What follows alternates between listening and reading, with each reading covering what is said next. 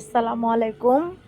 সন্ধ্যাবেলা বাসায় বসে একটু কিছু খেতে ইচ্ছে করতেছিল। তো বাহিরে যাব না। ভাবলাম ঘরেই কিছু একটা বানিয়ে নেই। তো সেদিন একটা চাইনিজদের ভিডিওর মধ্যে দেখলাম। খুব কম সময়ের মধ্যে খুব সহজভাবে একটা খাবার তৈরি করছে।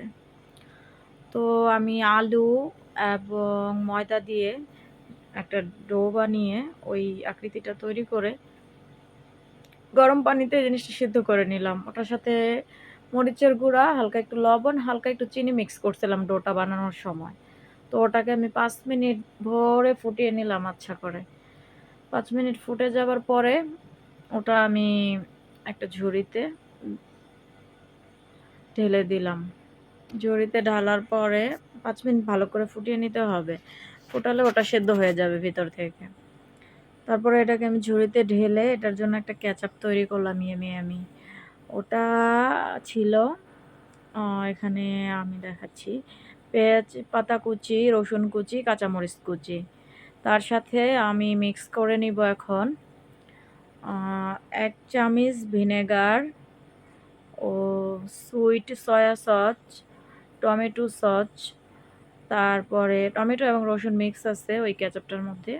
এগুলো মিক্স করে তারপরে কড়াইতে ভালো করে সরিষার তেল গরম করে সে তেলটা এটার মধ্যে ঢেলে দেব। ঢেলে দিলে এটা খুব সুন্দর একটা খা সুন্দর একটা কেচাপ তৈরি হয়ে গেছে।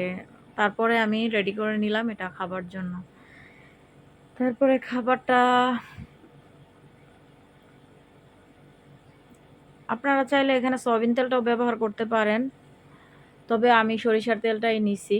কারণ সয়াবিন তেলের চাইতে সরিষার তেলটা একটু স্বাস্থ্যসম্মত। এজন্য আমি সরিষার তেলটা নিছি। এবার আপনাদের ব্যাপার, আপনারা যেটা নেন। উম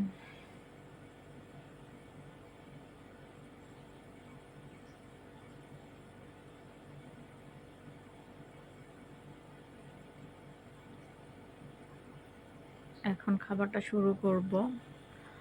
আমি এর আগেও একদিন এটা ট্রাই করছি। আমার কাছে খুব ভালো লাগছে বিধায় আজকেও আমি এটা বানাইছি। আপনারা বাসায় অল্প উপকরণ দিয়ে এটা বানায়া খায়া দেখেন। রেস্টুরেন্টের চাইতেও খুব ভালো স্বাদ। খাবারটা আমি এখন শুরু করব। বিসমিল্লাহির রহমানির রহিম।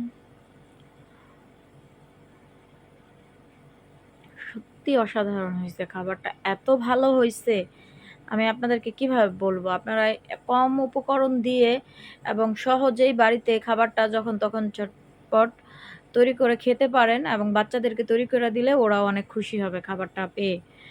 খুব ভালো। আপনারা একটু বাসায় ট্রাই করবেন। আমার ভিডিওটা ভালো লাগলে চ্যানেলটা সাবস্ক্রাইব করবেন।